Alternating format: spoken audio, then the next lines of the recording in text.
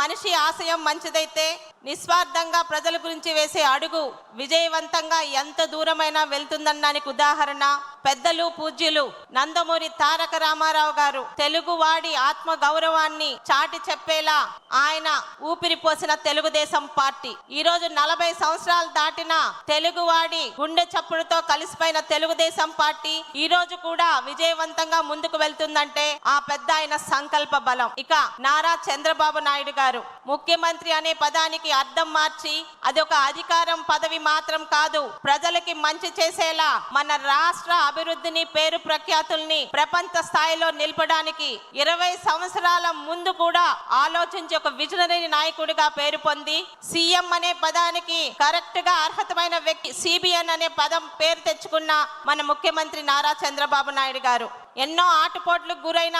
ఓడిన ప్రతిసారి రెట్టించిన బలంతో రెట్టించిన ఉత్సాహంతో మీ అందరి సహకారంతో పార్టీని విజయ పదంలో నడిపించారు. ఇక్కడ టీడీపీ వెర్షన్ నెంబర్ 3.0 మన యువ నాయకుడు నారా లోకేష్ గారు వేలెత్తి చూపించిన ప్రతి ఒక్కరు నోరు మూసుకునే విధంగా ఈ రోజు అన్నా అని అంటే అర్ధరాత్రి అయినా వాళ్ళకి సహాయ సహకారాలు అందిస్తూ మరి 3వ తరానికి కూడా పార్టీని ముందుకు తీసుకెళ్లగల బలమైన నాయకత్వం వచ్చిందని నమ్మకం కలిగిస్తూ ముందుకు వెళ్తున్నారు మన యువ నాయకులు నారా లోకేష్ గారు.